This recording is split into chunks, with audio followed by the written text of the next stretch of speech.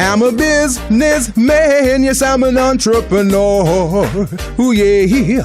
I'm a businessman, yes, I'm an entrepreneur. Ooh, yeah. I'm a businessman, yes, I'm an entrepreneur. I'm a businessman, yes, I'm an entrepreneur. Ooh, yeah. Crystal Mitchell, do you have my business plan? Good afternoon, everyone. This is the Business Zone with Crystal and Gilbert Buchanan, the small business paramedic. And today, Crystal, we got a great show, huh? We have a fantastic show. We, again, continuing on celebrating our community and our businesses that are in our community. So today we have two business owners. One is in the restaurant business, and he's a legend. His whole family has been a legend in the community, Mr. Dulan, and he has his scholarship recipient here, so they're going to tell us all about that. I think I've heard of that guy. You think you heard of that? I think I've heard about him. Yeah. I've eaten there many times. So we're going to get to talk to him. And you know, Greg also has some amazing marketing skills he developed, and been watching him over the last 6 or 7 years. Maybe I can learn some tricks and tips from him. I think so. And then we are also blessed to have another guest that's going to be in the studio a little later on, Miss Joshandra Gibbs. Oh, the guru of digital marketing. Yeah, you were very impressed with her last week. Oh, yeah. I can't wait to pick her brain a little bit. Hey, Marty, welcome to the show. Glad to have you. So, before we get started with our guest, it's been another wild ride from the Orange Circus in D.C. Wow, I don't even know what to say. I didn't run out of words. And you don't even have to pay to get in. You don't even have to pay to get in. This is better than Ringling Brothers Circus, I think. Maybe not, because it's just so stressful sometimes. Yeah. So last weekend, I watched foreign movies the whole entire weekend. We could have been invaded by China last week, and I would not have known it. Although I was watching Chinese movies, but I didn't want a Facebook. I didn't want anything where it could be interrupted by the clown show that comes out of it. And you would think the weekend, you'd think he'd go somewhere, do something. It's not going to happen. So this week, the thing that concerned me about most of this is the impact and the effect that it's having on small business. Yeah. That's really, because at the end of the day, you know, we're the ones who get the shop. We know that. You know, everywhere we turn as small business owners, you know, someone is telling us no. Right. So we got to make sure that we try to stay away from all that no stuff and try to create our own yeses. Yeah, we're going to have to, because it's definitely not happening from that side. No. And actually, it's so much going on that you didn't think that he could top himself, but he does manage to do that each and every time. Yeah. He should get an A for topping the most stupidest things that one can do in an hour, because he manages that. But it was kind of wild last week. And then you got the fires going on, and you got people. Did you see? I don't know if you saw that on the news, where the outraged driver and the motorcyclist coming in from Santa Clarita Valley, is so crazy. kicking cars. But I think it's and I think I saw something earlier this week on might have been on Facebook. I think it was on the news. It was actually talking about the trauma. Yeah. We're actually being traumatized, and so it makes people their sensitivities that much more heightened, and you get angry faster. And I felt a lot of stress this week. Oh yeah, and just because every time you turn the news on, there's something crazy going on. And people being insulted. I mean, I don't get Trump in this thing. He He must have hated his mother. That's all I can say, because he seems to hate women on all kinds of levels.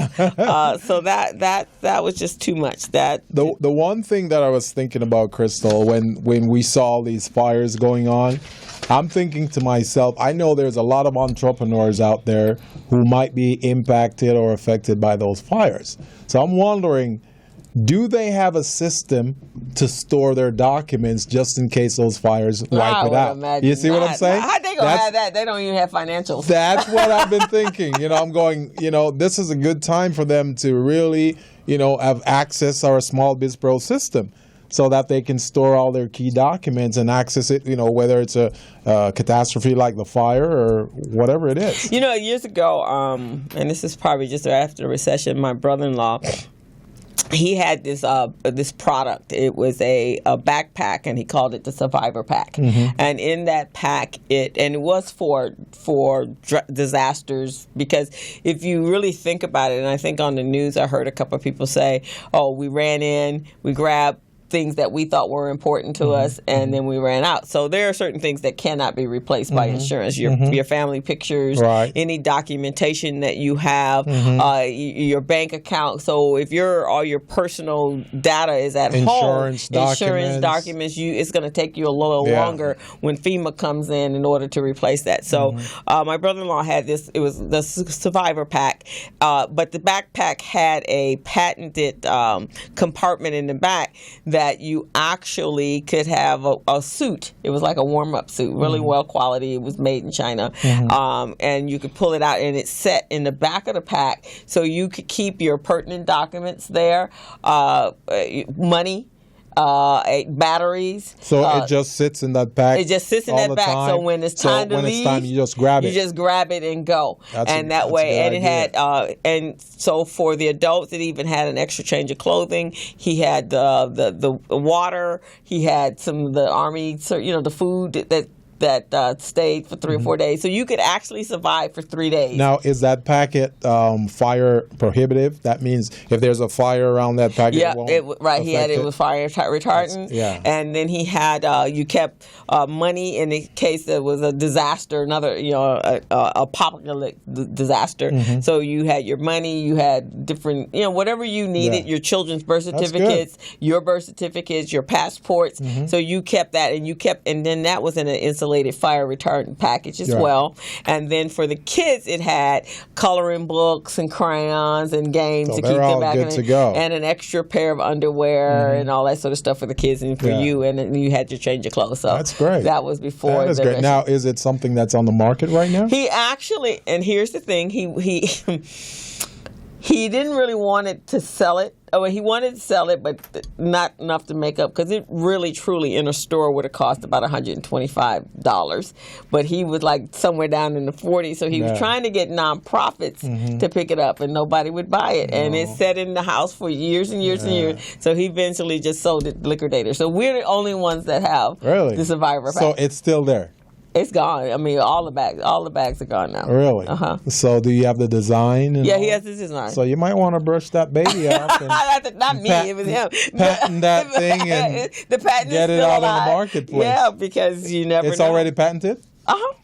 Yeah, it was patented. That's probably your retirement there, Crystal. Yeah, that was my brother-in-law's baby for a long time. But nobody saw it like that. Because maybe he was targeting the wrong market. Because he's going after nonprofits. They don't have money to buy it. Well, he went. I introduced him to my connections, and he went to sports organizations. The schools are required. The elementary schools are required to have a Survivor Pack in class. They leave them there and nobody would buy it. Nobody got the concept of it, and they didn't want it. Sounds like a product for Shark Tank. Probably, yes, for sure. And speaking of revolutionary businesses, this morning, I went to a town hall meeting, and it was on the cottage industry of cannabis. And it was a town hall, and the assemblyman that actually crafted it, I think his name is Jones Sawyer. He crafted the legislation to make cannabis legal. Not just from a medical side, because the medical side's been there for a while. And unbeknownst to me, which I had no idea, that people who have been in this business for the last 20 years making money.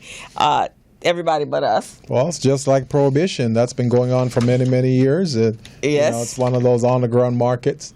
So that's what's been going on here. They just bringing it to the forefront now. They're just bringing it to the forefront. So I found out, and this is, I got a timeline that for marijuana legalization in the city of Los Angeles. Now, the city of Los Angeles is totally behind this because this is going to be the next, it's going to be a revenue source for them, just like alcohol. And so this is kind of like the prohibition after alcohol. So 36% of the profits, of the gross profits, will be taxed. They will tax 36% of it. So that's some nice revenue for the city, right?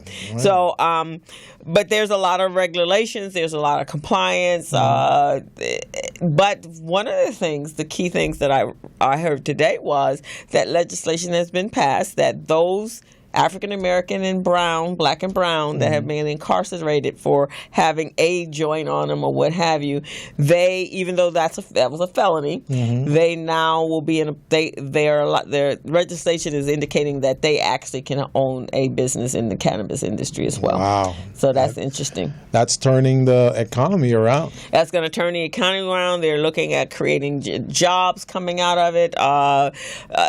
Teaching, going into the high schools, teaching the kids botanists, becoming botanists. They're going to have chemists. They're going to have inspectors. They're going to have engineers because it's going to be very highly regulated. So it's a new cottage industry, a disruptive cottage industry. It is a disruptive thing, and it's amazing because, as you know, the cannabis industry, it's not one of those where you can go to the bank and get a line of credit or a loan to fund that business. It's just not going to happen. Right. Because the federal government, they'll not touch it. Right. But grants. They have grants that's going to be set aside for $20 million to start off, and then it will continue to grow. But the state of California, being there even legislation on that they're going to use it because it's a sanctuary city, so they will use it to help with the with those that may be possibly deported. So they had, and mental illness, and there was other joblessness and job training and homelessness. That's where the revenue is going to be targeting. And so Sharif Franklin, who is the founder of a new organization called Think and Grow Lab, is an accelerator incubator hub that's going to be bringing advanced innovation on technology and sustainability and substandardization of the urban agricultural industries, and so helping people develop manufacturing. She's talking to me about compliance on the accounting side. I've talked to her about accounting, all the other compliances and training, and there's going to be highly regulated regs that for training and teaching individuals how to be business owners, because in order to maintain their license, they have to stay in compliance. That's good. That's a very good thing to do. Many small businesses right now, they're not really regulated, so they don't feel like they need to abide by compliance requirements. Right. So this would be a good thing that forces them to be in compliance. In compliance. So it's going to force them to do that. And so the Think and Grow Lab is actually going to be, it's a hub. So all of our organizations, they had like a lot of the social organizations there, the coalitions there that are fighting for fairness and equal rights for, and the keep from imprisoning us. That was one of the things that the assemblyman talked about was they had a conversation, and when you go to a medical marijuana dispensary, you come in, you get in your car, and you throw your bag into the seat right next to you like you do anything else. But then this guy who was a sheriff said, well, wait a minute, no, you won't be able to do that. You're going to have to really think this through because you don't want yourself to be set up. So maybe you need to put it in like alcohol, like an unopened container in the trunk of your car. Because he says anything, because there is going to be a component that's still looking for ways to lock us up. Oh, yeah. So even though it's going to be completely legal in January 8th, I think it's January 2nd, 2018, it's going to be completely legal. Wow. That's amazing. 6 months from now. That's amazing. That's another way to boost the employment rate in the state. Very good. Yes, exactly. Yeah. Because teaching them, I mean, just so many components, even from a manufacturing standpoint. And that was what the assembling was talking about. You know, in Alameda, you have all of those manufacturing, and we don't have any manufacturing in this country. So there you go. And then edibles and all that kind of stuff. I think that's going to be interesting because then a lot of people in the underground economy is going to start surfacing. So when we thought the unemployment rate was X amount, then we're going to see that it's going to take it down even lower because a lot of these folks are coming out that we didn't even know about. Right, because it will be a whole new influx of jobs. Yeah. And one of the ladies, I think you may have met her, she does the licensing out of the city of Los Angeles. Her name is Lily. Wow, I have her card. Yeah. But she was telling everyone, when you start looking for employment, go to the worksource centers because those are going to be the ones that they're going to put on training to develop employees for them. So don't go to Craigslist. Go to the worksource centers because that's where all the focus is going to be on training and developing them. That's excellent. That's excellent. So it's going to be pretty fantastic. Which so another like an Uber or Lyft or another disruptive technology. Right? That's how we've got to do it right now because if you go by status quo, you know you won't last too long. So you got to come in with something that's different, it's unique.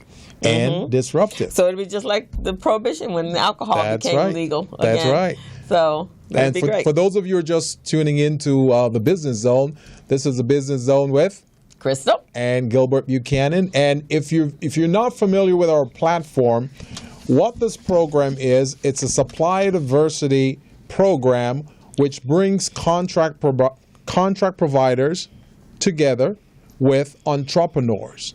Our program helped to facilitate the training and the compliance level of small businesses so that they can tap into contract opportunities with contract providers and also build their capacity for lending so they can obtain funds, making them bank loan ready. Yep. That's exactly what's going to happen.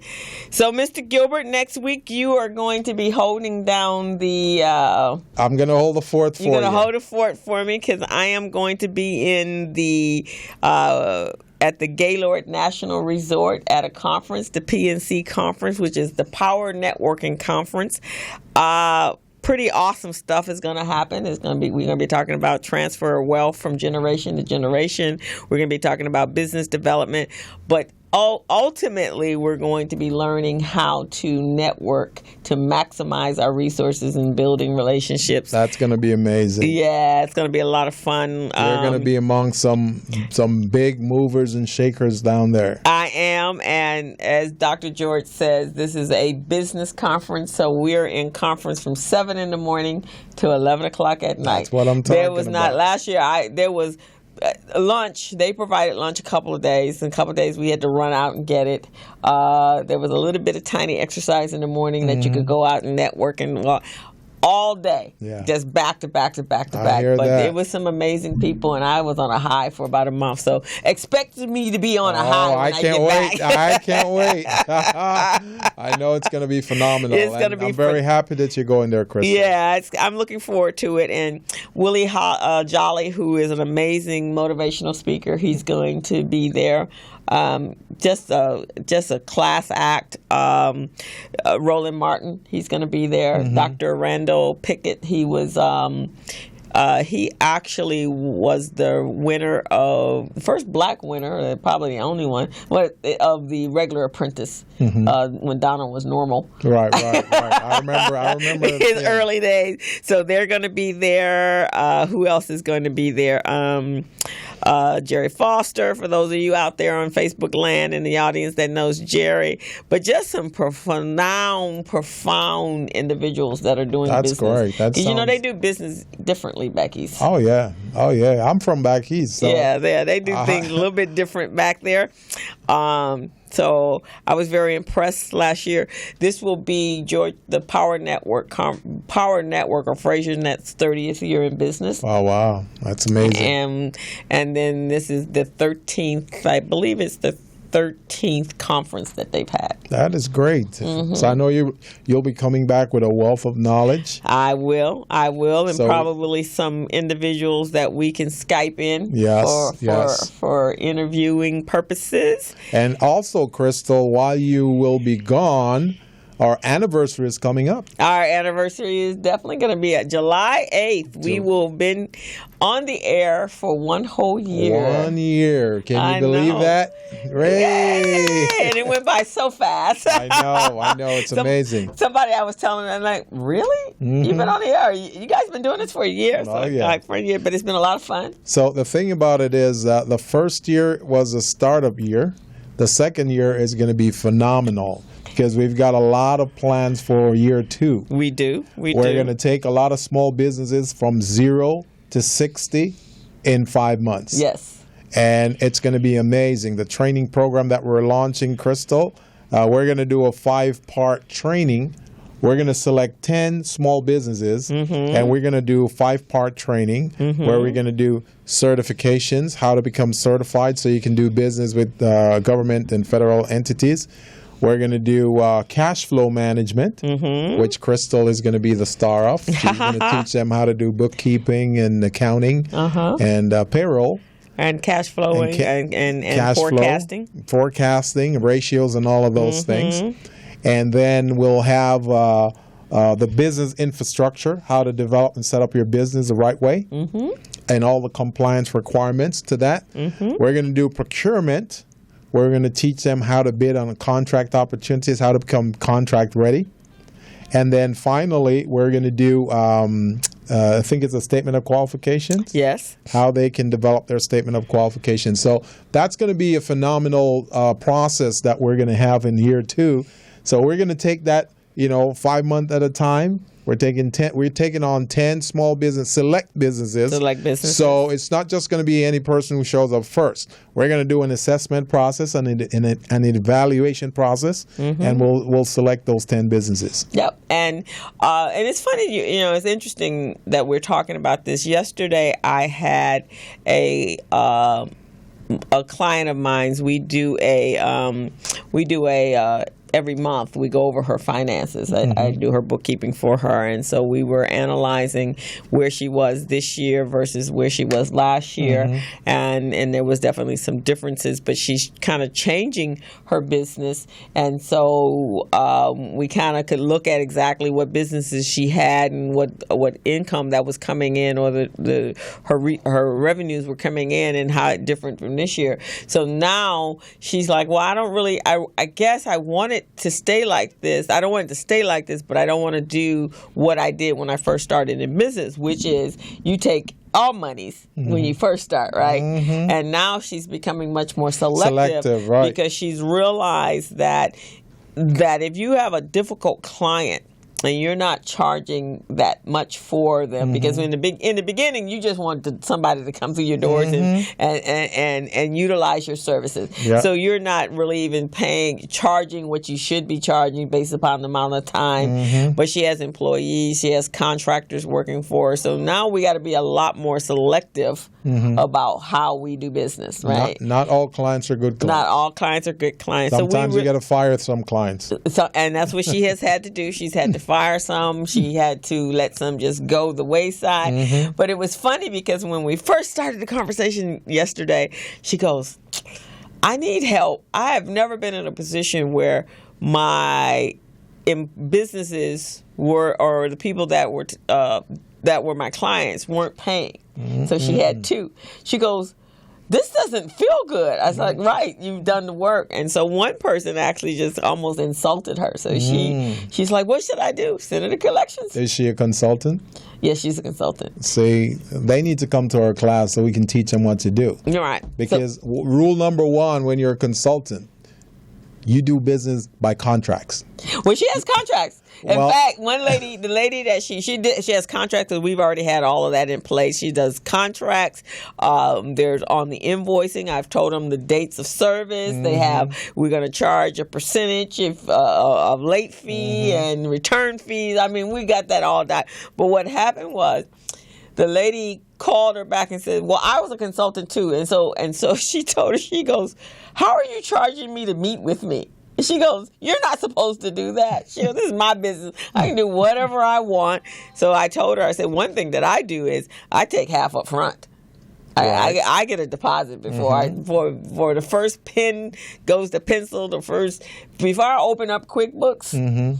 I didn't take my deposit up front. And also what she needs to do, she needs to set up an electronic payment system. We have that. So if that's in place and she's not getting paid, then she's not doing any work. You see what I mean? If they're not paying, then you don't do the work. Right, exactly. Then there's no way they're going to owe you. Yeah, so she stopped, she halted work. Because she's into social media management. So once you start doing on Facebook and so forth, it's very subjective. I mean, if you don't, she told her, well, picture you took was crooked. Really? Yeah, they will find fault. Right. And that's why when I say contracts, there are certain documents you're going to use to have people approve certain work. If they approve it, whether by email or through that written documentation, then they already approved it. They agreed to it. So they can come up with any kind of excuses they want in the long run, but it's not going to affect you and the way you do business or how you collect your money. Exactly. So that was but again, it's the analyzing your business. If you don't sit down and have this conversation with your financial consultant, then you don't know where you are in your business, right? So this is what we've been doing since since the beginning. She's been my client for 5 years. You know what I think I'm going to do? I'm going to include that personality profile system, KYP, as part of my assessment to a client. So when they take that and I see where they fall, I can determine whether or not I want to do business with them. No, I think that's a fantastic see what I'm saying? thing. Yeah, I think that's a good idea. Because if you know someone is cantankerous, yes, and they're going to question everything that you're doing or what you're presenting to them, then you don't want to waste time with that client. No, you don't. The rule is 20% of your time should be spent on 80% of your client. Exactly. That's the rule. You can't be spending 80% of your time on 20% of a client. And you're not going to make the money you're supposed to be making. Right, exactly. You see what I mean? You're right. Especially in a service-based business. Especially in the service-based business. It's different if you got a product-based business. So we got to quickly discern that and make a decision whether or not we want to do business with those folks. You do. Yeah. And I know, you've been in business for a while. You kind of get to that place. You know who's going to pay you and who's not going to get. Because it already starts. In just in the initial, you can kind of hear it. Okay, there's a signal there. There's a signal here. But you got to know that you don't have to do business with everybody that comes through your door. And we're here as advocates. We're here to help small business. And so at the end of the day, we're here to help. But when we see that small businesses are trying to take advantage of our time and resource, then we have to put our feet down. Right, because it's disrespectful.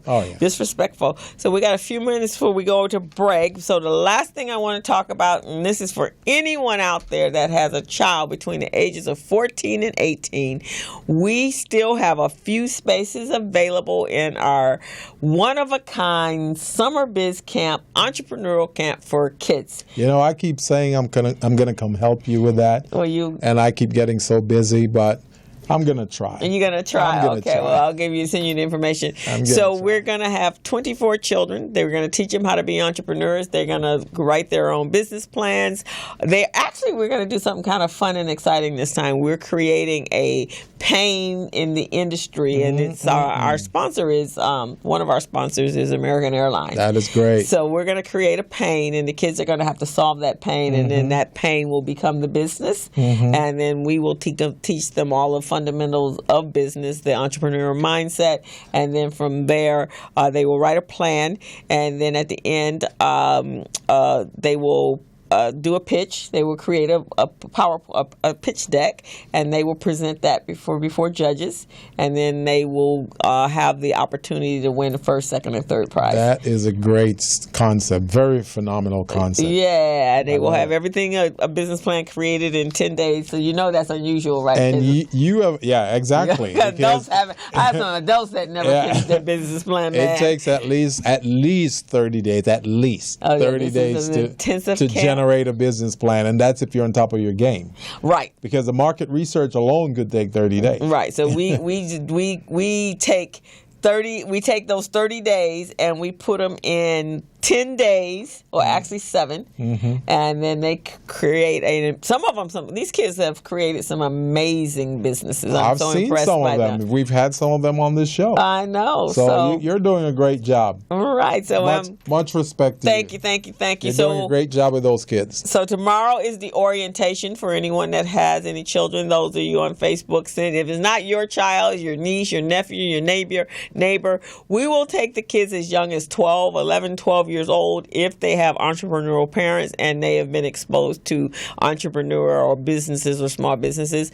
That your kids will come in one way and go out the other way. So orientation is tomorrow from 10 a.m. to 12 at 4401 Crenshaw Boulevard at the Urban League. And they should be on time. And they should, you can't be a businessman on time, man. A lot of business owners, when you tell them 10, they show up at 12. No. I thought I was supposed to leave at 10. No.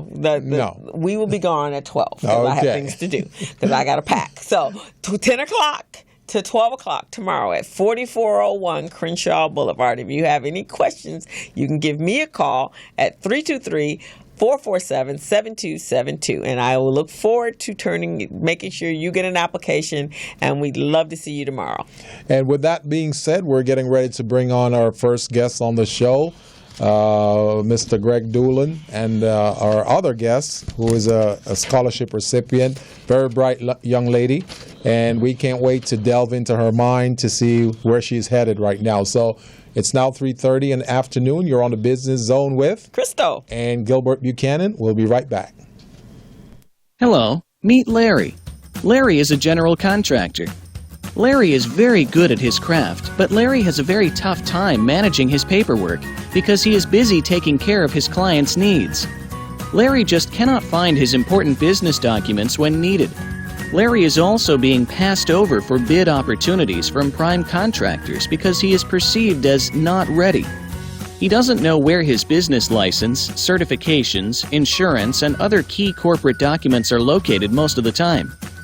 Lucy owns an auto body and collision repair shop and has been using a business management and procurement assistance program called Small Biz Pro to keep her business organized, business ready, contract ready, and bank loan ready. Small Biz Pro is a 3-in-1 cloud-based business management, procurement, and market research assistance system designed to help businesses become business ready, contract ready, and bank loan ready. It also provides back-office operation solutions for small businesses. Lucy is able to stay ahead of her competitors because she uses Small Biz Pro to manage her business daily. Lucy just clicks on Small Biz Pro from her tablet, mobile phone, laptop, or any internet-accessible device for data retrieval, and she's got it. Lucy introduces Larry to Small Biz Pro, and now Larry is more organized and can now find all of his documents and new bid opportunities in seconds. Larry now saves $120 in labor costs for each missing or misplaced document. Just simply go to your web browser and log into smallbizpro.net and register today for a limited 30-day free trial offer. Services start as low as $1 per day. Let's put the competition out of business. Small Biz Pro. If you stay ready, you don't need to get ready. Register now at smallbizpro.net and begin saving money. Email info@smallbizpro.net or call 626-533-1186.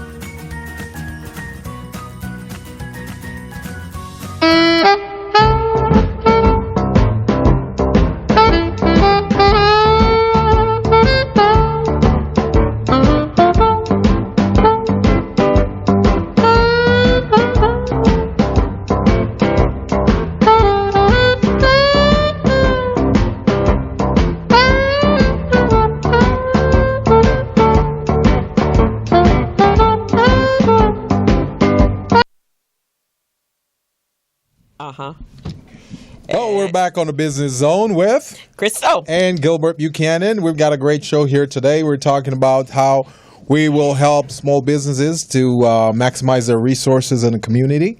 And we've got two special guests in the studios today. Crystal, who do we have? We have Mr. Gregory A. Dulan. He is a Los Angeles native, and he is definitely one of our premier business owners in our community. His family, the business is actually a family-owned business. His father, who is up there cooking in the heavens, Mr. Adolph Dulan, he left us, I guess, about a month or so ago. But he taught his son how to, I guess he left a legacy for his son to carry on. It's many of you may originally remember the restaurant Aunt Kizzy's Back Porch, soul food restaurant in Marina Del Rey. It is now Dulan's. He King of Soul, Adolph Dulan created. He was on his business is on Manchester, and Greg's business is right down here on the Crenshaw Boulevard, or the Crenshaw Strip, as we like to call it. Mm-hmm. He has fantastic soul food, comparable to my brother-in-law, so I don't have a problem when I go out to eat. And he went to Westchester High. He later attended Howard University in Washington, D.C. He graduated with a bachelor's in business administration, and in the latter years, he attended and graduated from the UCLA Executive Program in Management, and he learned some exemplary skills at the Goldman Sachs 10,000 Small Business program that was hosted here in Los Angeles. So, Mr. Dulan, we want to welcome you to the Business Zone, and we are so happy that you are here. Well, thank you. It's really good to be here. Well, we're happy to have you here. So, Greg, tell us, this is just words on paper, and I know they're amazing words, but tell us about your journey. Oh, boy. My journey. My journey started when I was a young boy, and my father said, son, you're old enough to go to work, and it's time for you to go to work. You don't have to go to kindergarten today because, you're going to join the family business. And we started off working young. I started off in the hamburger business, rolling hamburger meat, peeling potatoes. Eventually, I became a cook, then a cashier, and then at 15 or 16 years of age, I was running a hamburger stand. And I knew then that that's what I wanted to do for the rest of my life. I really enjoyed it. It was a challenge. It was exhilarating. It was different. For the most part, I loved the customer interaction. Sometimes it wasn't so great. But I loved the fact that owning your own business gave you, autonomy. You were the captain of your own ship, the master of your own fate, and I really appreciated that exposure. So, and I learned this recently. I did not know this because I didn't grow up here in Los Angeles. That the first business was a hamburger business. Yes, the first business was Hamburger City, but there are other businesses that you don't know about. My dad actually owned a Mexican restaurant. A lot of people don't know that. Oh, didn't know that. My dad actually owned a packing company where they would pack merchandise. We had a warehouse on Western, and I had to work there as well, and we would pack merchandise and then take it to thrifty drugstores where the merchandise would be sold. So we had a contract with thrifty drugstores, and that was a partnership that my dad was in. And we would pack things up and then take it to thrifty drugstores, and then it would be sold at the stores. So he had a number of businesses, but he's best known for the restaurant business. Mm-hmm. Hamburger City was his first success, and I like to tell people that we've been in business in the Crenshaw district for over 40 years. Hamburger City was right on the corner of Martin Luther King and Hillcrest, around the corner from here, right down the street from Dorsey High School. Okay, I think I remember that when I first got out here, but I didn't know you guys owned it. We were known for the Hamburger City special, burger and fries for $1, on the 1st and the 15th of every month. And you know what happens on the 1st and the 15th? Yes, we do. You could not get it in that place. I mean, the line was literally down the block. Oh, really? Burger and fries for $1. And that's how we built our name. And the hamburgers were delicious. We had a special hot relish that we put on the burgers. And, that's how we got started. So Hamburger City was really the first success that my dad had. And I didn't, being an implant, I didn't know that until I went to, actually I didn't get to the services, but I was there for the repast, and that's when I heard someone talk about it. I was like, really? And I think I was sitting next to Marilyn of the flavor table, and she goes, oh yeah, because I guess your dad and she started about the same time. That's right. We used to call her Red. Yes. And she's the breakfast queen in Los Angeles. She is definitely the breakfast queen. Yeah. I had some waffles over there that was all out of this world. So, and that's I guess for the thing in our communities, there are a lot of businesses and a lot of people that have been in business for a very long time, but none of us know about it. And, as far as being the co-director of Recycling Black Dollars, that's important. And we need to support you, so we definitely need to know what's going on in our own communities. Well, yeah, and we appreciate that support because even as long as we've been in business, it's still a challenge. It doesn't really get easy. I mean, you have systems that you use over and over again, but we still have the challenge of staying in business every day. Well, I would imagine, and now you've got some new challenge, some exterior challenges because you're right there in the center, in the heart of the Metro line that's coming up, Crenshaw. Yeah, that's the big challenge. We have the train being built right in front of us, and we have another 2 years, Gilbert, of that construction, and it's disrupting a lot of things. Our parking, our customers are having a difficult time getting to us sometimes. But you know what? We march on, and I saw it coming early on, so I began to diversify my revenue streams about 2 or 3 years ago. So if the restaurant is slow, my catering business is booming. If the catering business is a little slow, while I have a 150-seat banquet facility. Right. So, to be successful in business, you have to have more than one revenue stream. Oh, definitely. No, for sure. You attended or participated in the Goldman Sachs Small Business Program, and I know there are 2 businesses here in Los Angeles that I see the results of what you learned there, and that would be you and Mel's Fish, because I think she went at the same time, right? And and did there was another one. The rest there was 3 of you, wasn't it? Or was it just the 2 of you? Maybe Uncle Daryl's. I'm not sure. I know he's going through some new stuff because he had to leave his location. He's in Carson now. But for you learned how to market like no one that I've ever seen in business in the black community. Because I see you all over television. You use Facebook. Amazing for a small business owner, and that's not your craft. Your craft is what you do, the restaurant. So did you learn that from them, or just a culmination of everything? Well, I didn't know anything about social media. I didn't know what Facebook was. I still don't know how to use my Instagram. Christina's helping me with that. There's some other stuff that I'm learning, but the Goldman Sachs program is wonderful, first of all. We had to create a growth plan, and I like that type of education, so I just dove in, and I loved every minute of it. So, you use different techniques to expose your brand. Okay.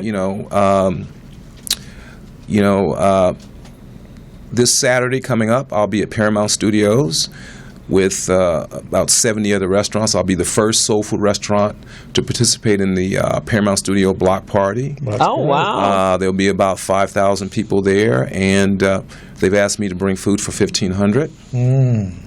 And I'll be there, and my banner and my brand will be there, and all the movie and studio execs will be there, and I'm going to get a lot of business.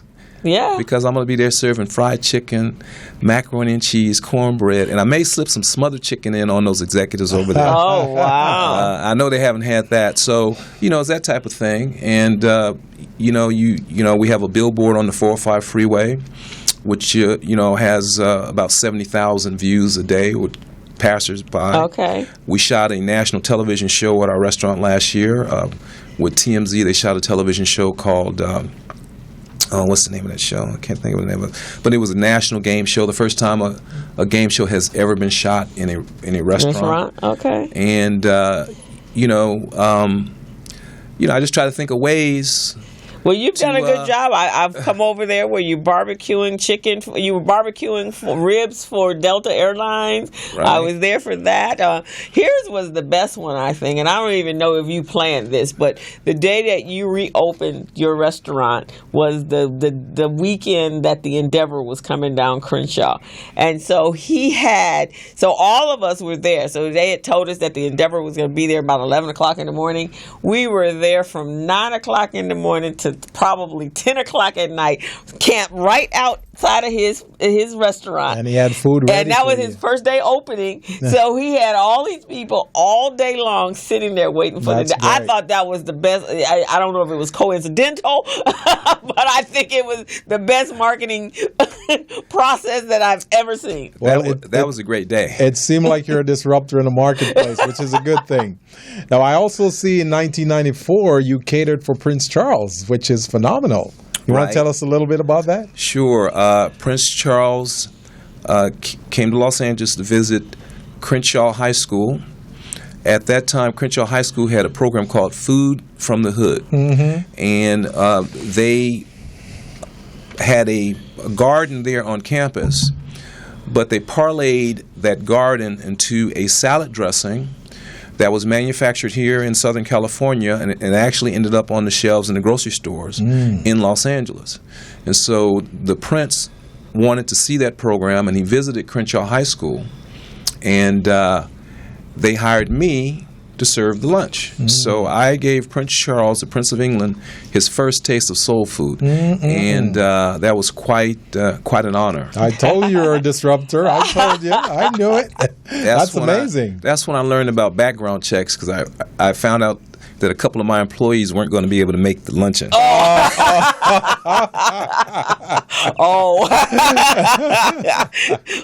But you corrected that thereafter, right? Just in case Obama showed up or somebody, right? All I know is I made it. Well, that's important. Well, and then you do a lot of community, which is outreach, which is also another way to market your business, because I see that you've sponsored the West Los Angeles Boys Scout Troop 848 for their annual pancake breakfast. I've heard you talk about that. I know you're an alpha. Are you an alpha? Yes, I am. Okay, you're an alpha. I know you've done a number of programs and sponsorship of breakfasts with them, right? That's correct. And then you've done the Debbie Allen Academy for their gala, and then what else we got here? The Baldwin Hills Relay, which is soon, isn't it? Next week or? It was last Saturday. Week? Christina came out and helped. We fed 600 breast cancer survivors and volunteers. I believe that was my 10th year doing that. And when you go out and you give back, it always comes back to you. And I have a growth through giving philosophy. I take my marketing dollars and I put it in the community. And I find that it helps me to grow my business, but I'm also able to do good at the same time. And so I think that's a win-win combination. Well, that's fantastic. So now you have a new program, right, for the community. It's a scholarship program in your father's name. That is correct. And today we have the recipient, this beautiful young lady who is here, Christina, and I'm sorry, what? Hill. Hill, and she is the recipient of the Adolph Dulan. Dulan. You tell him. Okay, so yes, tell us. Welcome to the show, Welcome Christina. to the university. Thank you. So my name is Christina Hill. I just graduated from Dorsey High School. I'm planning to attend Howard University in the fall to study marketing. I met Mr. Dulan at a career day at Dorsey. He gave out 50 business cards. I happened to be the one that called him. Out of 50? And, yes. Oh, and so nobody else called him? I don't know what they were doing. Unbelievable. That this is a business. This is opportunity. Exactly, opportunity. So that's amazing. I called him one day. He invited me to his office. We spoke a few times, and then it was this idea that he had that he wanted to have a scholarship in his father's name, but he wanted it to be an entrepreneurial scholarship. So I could have easily just written an essay, and then he could have asked other people to write one, and the best one gets like $500. But no, he said, I want you to work for it, you know, like practice your marketing and That's good. your entrepreneurial skills. So I have 150 tickets. Well, not anymore, I sold some, but the idea is having 150 tickets to fill up his venue hall. And he's donating all the food and to the banquet, and then every single dollar that is made for the banquet goes directly to my Howard tuition. Oh, that is amazing. Well, fantastic! That is amazing. Congratulations. That's great. Well, job. I know enough people that I can help, and our other guests over here, I know she know a lot. I know a lot of people. That's good. In fact, I belong to a women's group called the Bella Network. And so there's at least 755 of us. All right. That's and amazing. And a lot of us are all from the View Park area. Nice, and sounds so good. we're all about mentoring and helping. We're the tribe behind every woman to bring her to success. So one of the things that we're doing is reaching out to the young college-aged young women and helping and mentoring them. So I'll make sure you give me the information, and I'll make sure we reach out to them and see if we can get Greg's banquet hall full. He's making all the good food, you know. Pick what you want to eat. It's July 18th at 6:00 p.m. So if you want tickets.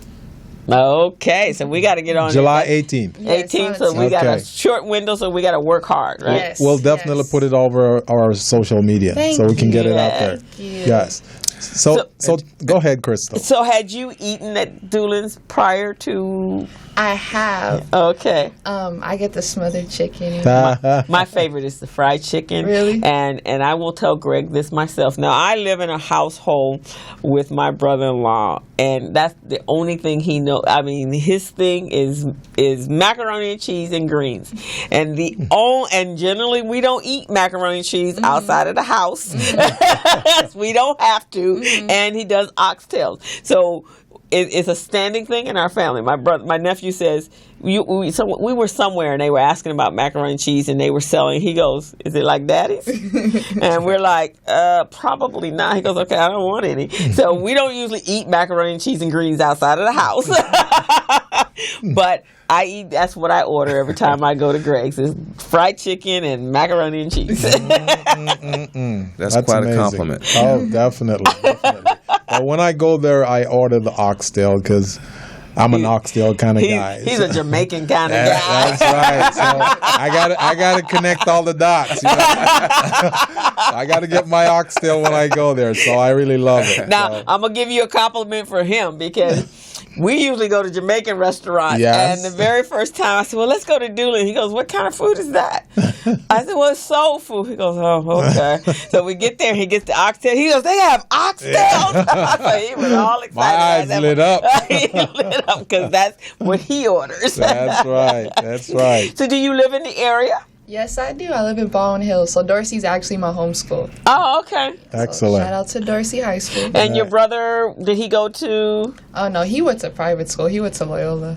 Oh, and when did he graduate? He graduated in 2015. Let's see. My nephew graduated in 2014. They probably know each other because Who's your nephew? Trenton Graham. Oh, okay. Yeah, it's a whole crew of them. Yeah, you'd be too young for them, but yeah, you'd be too young for them because he just graduated from University of Dayton. Okay. Yeah, and so his whole crew of them, but it's all the young men that were in the area, and they went to different schools and all the parties, so forth. So, are you excited to go to Harvard? Howard. I'm sorry. The real HU. Yeah, I know. I'm super excited. I've been wanting to go to Howard since I was 12 years old. So when I was sending out college applications, my counselors were like, "You have to apply to some Cal States or UCs." I said, "No, I'm applying to Howard." When do you start? Well, I leave August 9th. I think we move in the The dormitories. 11th. Yeah, I think the 11th I move in. And then the whole first week is freshman week. So it's just parties. And then I start, real world. Well, that'd have been parties. So since you've been groomed by Dulan's to do marketing, I'm assuming you've developed some great marketing skills. Yes. And you're going to work on enhancing those marketing skills. Yes. Now, one of the things I want to put out there, being an entrepreneur and someone who teach classes to small businesses, marketing is good, but you got to balance that with the research. The research is really what's going to get you the money. So you can do marketing for small businesses by trying to connect the dots and being an ambassador for that small business, but having that data, the statistics, that's key. Okay. So that's something you definitely want to work on. Okay, I'll keep that in mind. 100%. Oh, yes. And you can sell that data. See what I mean? That's additional revenues coming in there for you. Right here. That's what I'm talking about. Right, exactly, yeah. Are you planning on pledging? See, I'm scared to say that. Okay. I don't want to unattract anybody. Don't feel bad about it. I didn't ask you who. Don't feel bad about it because I didn't get involved in fraternities either. I was always told which ones I should go for, but as of right now, I think I'm gonna stay clear. Yeah, from you it. just got to feel it out when you get there and see what works best for you. Exactly. Yeah. So, But it's good that you're going to a black college, though. That's really important. I know my nephew. He that's the only regret he has about his undergrad is that he did not go to a black college. He in fact. He came back with that revelation after he went to homecoming at Howard because his best friend went to Howard. And so when he came back, he goes, that was a big mistake not to go to a black college, man. So now he's at the University of Houston, but he's up the street from a black college. okay. Because even when he pledged, he didn't have, there was only two guys on his line. Because it's just a small University of Dayton didn't have a lot of African American people. Yeah. So, but his friends that did go to black colleges really had an amazing experience. Are you planning on identifying mentors that you can work with? Well, this is my mentor as of right now. Right. He already told me that for homecoming he's coming to DC. That's great. But yeah, of course, like I said, I've learned about networking through Mr. Dulan. So I know when I get to DC, that's what I'm going to have to be working with, just networking. In the business school at Howard, they have a lot of opportunities to network with different brands and companies and internships. So my goal is to just snag an internship my freshman year. So here you go. When you're doing your networking, rule number 1 is to know who is in the room. Wherever you are, you want to know who is in the room because that's going to be key. A lot of people make that mistake by doing networking and they're going in a room with a lot of high-profile VIPs and they don't even know who is there. So they walk out not making that connection. Exactly. You always want to know who is in the room. Okay. And not just to know who is in the room, but to go up and start a conversation for those people in the room. Okay. Right? And doing your research, I do my research before I leave, so I know exactly what my goals and outcomes are for every networking event I go to. Okay. When I come out, I get exactly what I went in there for, and then it's expand my network. In fact, when we started the show, I had really in my arsenal at least guests for the next 2 years without really having to look hard. So I've been building up to this. Didn't even know I was building up to this, but that was what was happening. And so utilizing your network. And sometimes when you go out to network, it's not always about you. Most of the time for me, I go out to network I have what I call my top 10. So those are people, either my clients or colleagues or people that I work for. So when I'm out, those people are right there, and what their needs are, I know exactly what their needs are. And so when I'm having that conversation, I can connect other people. And it's like, oh, okay, well, hey, I know someone just like I just did now, because that's the goal of networking. Because even if you don't get it back if it's not right there, it can come back to you down the line. That's true. That's true. And that's a very valuable lesson that I learned from actually from Dr. George Frazier, where I'm going to the conference. That's what he was saying. You're going, how can I help everybody in my circle?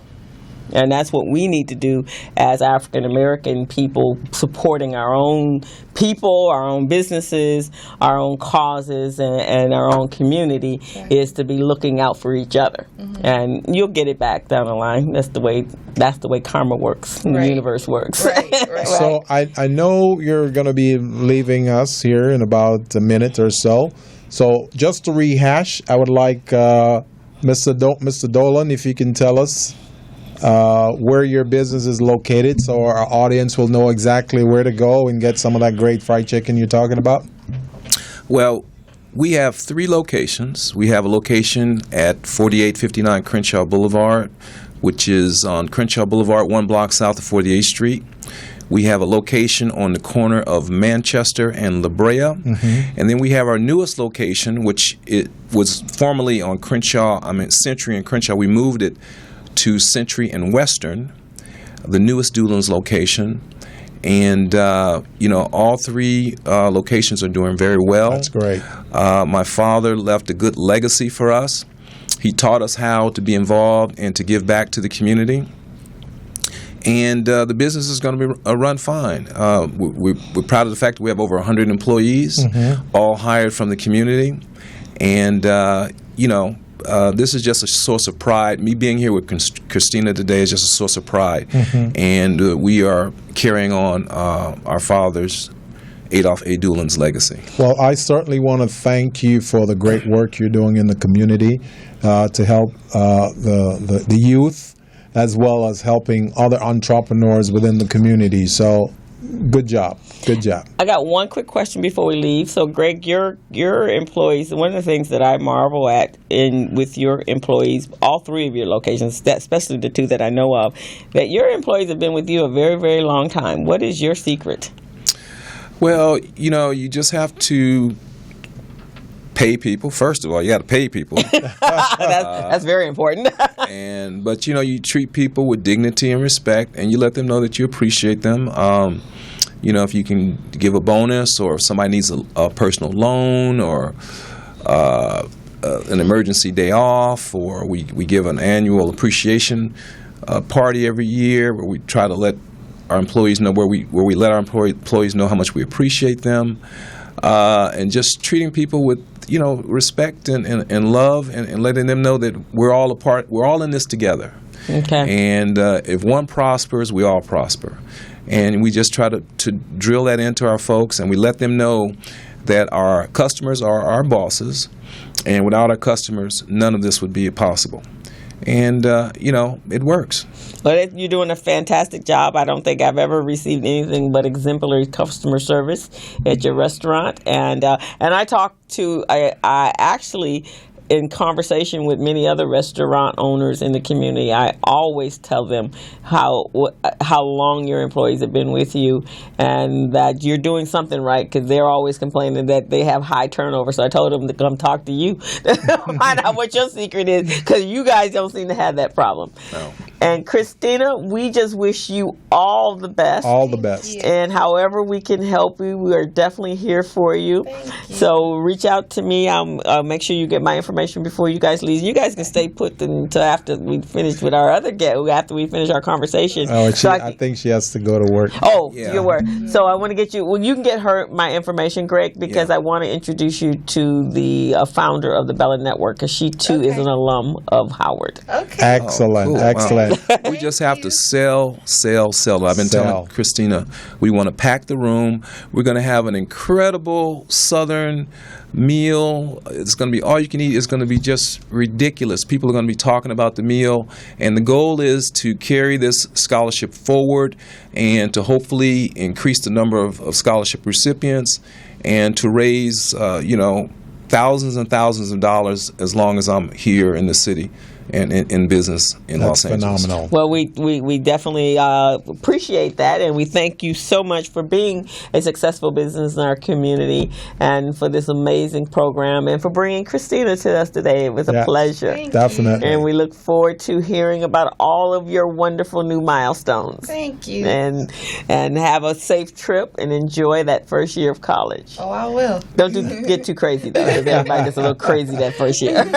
All right. Well, with that being said, we're going to go ahead and take a break and bring on our next guest on the program. And this is the Business Zone with Crystal and Gilbert Buchanan, the small business paramedic. Hello, meet Larry. Larry is a general contractor. Larry is very good at his craft, but Larry has a very tough time managing his paperwork because he is busy taking care of his clients' needs.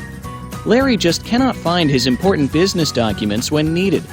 Larry is also being passed over for bid opportunities from prime contractors because he is perceived as not ready. He doesn't know where his business license, certifications, insurance, and other key corporate documents are located most of the time. Lucy owns an auto body and collision repair shop and has been using a business management and procurement assistance program called Small Biz Pro to keep her business organized, business ready, contract ready, and bank loan ready. Small Biz Pro is a 3-in-1 cloud-based business management, procurement, and market research assistance system designed to help businesses become business ready, contract ready, and bank loan ready. It also provides back-office operation solutions for small businesses. Lucy is able to stay ahead of her competitors because she uses Small Biz Pro to manage her business daily. Lucy just clicks on Small Biz Pro from her tablet, mobile phone, laptop, or any internet-accessible device for data retrieval, and she's got it. Lucy introduces Larry to Small Biz Pro, and now Larry is more organized and can now find all of his documents and new bid opportunities in seconds. Larry now saves $120 in labor costs for each missing or misplaced document. Just simply go to your web browser and log into smallbizpro.net and register today for a limited 30-day free trial offer. Services start as low as $1 per day. Let's put the competition out of business. Small Biz Pro. If you stay ready, you don't need to get ready. Register now at smallbizpro.net and begin saving money. Email info@smallbizpro.net or call 626-533-1186.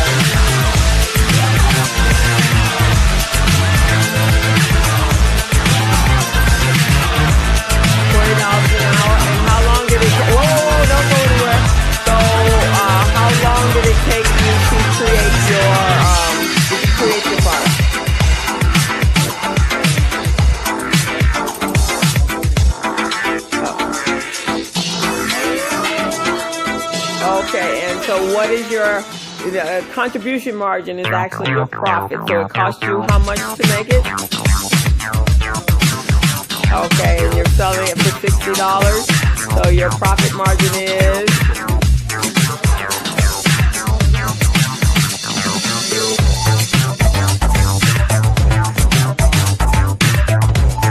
That's excellent profit. Wow. Okay. So thank you very much. Anybody else have any questions? Okay, so put it on the table over there so we can take.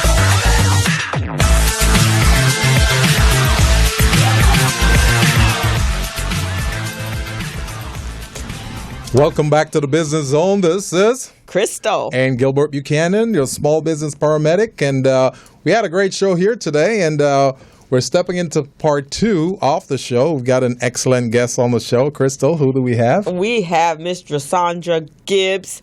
She's a trainer, she's a consultant, she's a social issues advocate, and a digital marketer.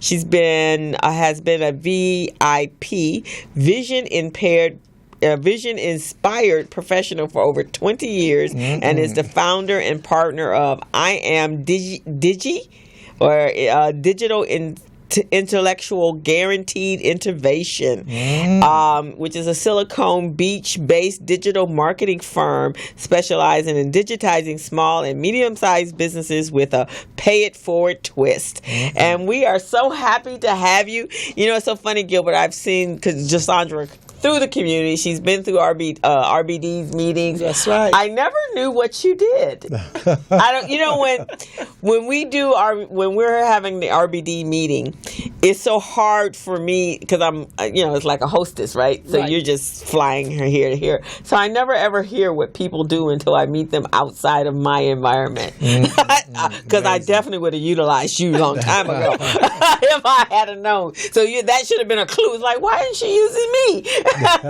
So, but we are so happy to have you here. Well, thank you for having me. Welcome to the Business Zone. Thank you. So that was just some words. So tell us really who you are and what you do. Well, actually, I got into digital marketing by accident. Okay. Actually, I went to Fashion Institute of Design and Merchandising. Actually, my goal was to get into fashion merchandising. And after I graduated from there, I went to Europe and hung out there for a couple of years. Okay.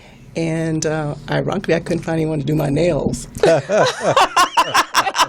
It's a pain. When there's a pain, you find a solution. I couldn't find anybody to do my nails. And so when I came back home, I ended up opening up a salon in San Fernando Valley in Tarzana. And I was blessed to have a really awesome crew. We had celebrities like Will Smith's mom used to come. Okay. And Stevie Wonder used to bring his mom. Okay. Yes, Miss Lula Way Washington. We remember her. Wow. Yes, ma'am. And then after I retired from that, hung up my shears and my nippers. Okay. I got into real estate with the family. Okay. And they bored me to tears. I didn't like it, you know. My brother-in-law, my sister's husband, did really, really well, still doing really well. Shout out to Cambry Realty Advisors. Okay. They did well. They bought a lot of property, including in Inglewood. And so they survived, for the most part, the crash. Okay. And so when that happened, I got into business consulting. And I love working with small businesses and helping them get funding and helping them with their credit and all that good stuff. And so being in such a crowded space, I had to figure out how to make myself stand out, do something different. And so I added the pay it forward twist. So I used to say, hey, you guys, I'll help you do this, I'll help you do that, but you got to show me that you gave to the Boys and Girls Club, or you gave to this organization, or to that organization. So that kind of got around that I did that. And so I really love business consulting. But then the digital boom came, and with YouTube and things of that nature. And I was very interested in that. And I saw, well, this is really going to be big. But I didn't really tap into it like I should have 10 years ago, like I should have. But I got into e-commerce. That kind of caught my attention. Okay. And I was just fascinated by Amazon-like companies. And what I really liked about e-commerce is the fact that it didn't matter if you was from jail or Yale. You can make that's true, huh? I love that. That's what I like about it. Jail or Yale. You know, and really, I love that. really, I'm gonna borrow that. really, what I liked about it really is the fact that all young people don't go to college. No, they don't. My sister went to Stanford, and I went to Fashion Institute to design merchandise because really I couldn't get into a major university because I had dyslexia. Oh, so I okay. didn't test well and things of that nature. So I can empathize with young people who don't test well, and that's just not their, College is not for everybody. it's not for everyone. So now with the tech boom, and you see these kids of all nationalities, they don't even finish school, and now they're multimillionaires, some even billionaires. I wanted to close that digital divide for our children. I wanted to teach them the digital game, and so that's kind of been my passion for the last couple of years, is showing children how to learn this digital game. Okay. And so I've been networking, connecting with other companies out there that have the same vision, that want to work with youth, because my tagline and things I say all the time is that our youth is our future. It is. And especially with the current person in the house, I ain't going to say his name. We know who you're talking about, though. Does not care for us, so Right. we have to take care of our children. So I was just so excited to see the young lady that you just interviewed, and what her goals are and what her plans are and what her future looks like. And I just want to see us do more of that. We have to work together.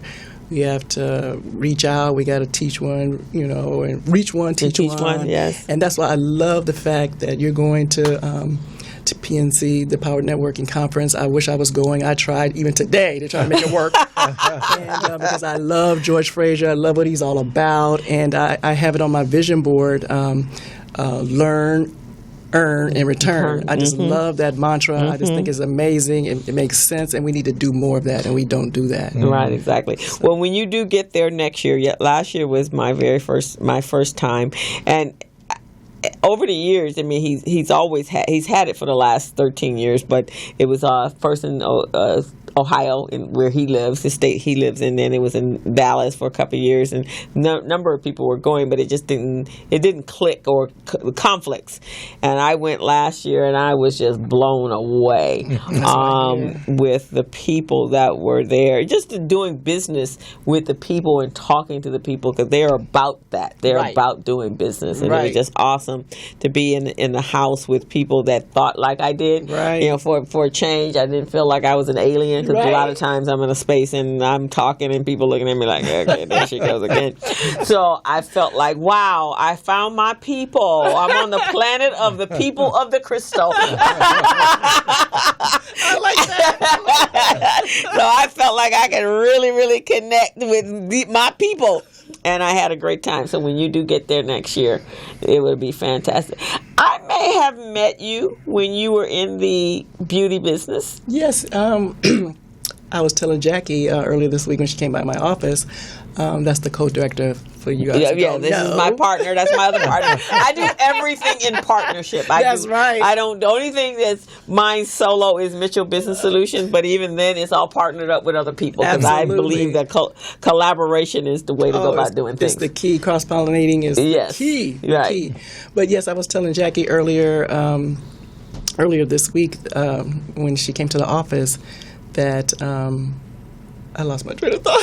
Well, I want to tell you why I think I know you, because oh yes, I remember that was my space. I was building or growing, or actually developing a business in the men's grooming business. Okay. And I think I met you possibly at a convention or the Black Expo or somewhere. Maybe the Black Expo. Yeah, I think I met, and I think we had that conversation. But we've talked before, about 10 years ago, about bringing recycling back dollars to the Valley. Remember? Yes, we did talk about that. I remember. And actually, because I was in the process of doing it, I talked to Leslie Small and Steve Gable, and we were going to do it at Stevie on the Strips on Ventura Boulevard, which was a perfect location. And then my dad got sick. And okay, so yeah, because I did remember having that conversation with you. Yes. One of the platforms we want to create RBD on a mobile app for that very reason, so that you can have a connection, and then we can have visual presence across the country, and because we need that. Yes, well, we're going to work on that together. Okay, that's with Jackie, and definitely we're going to digitize RBD. That's what we need to do is digitize.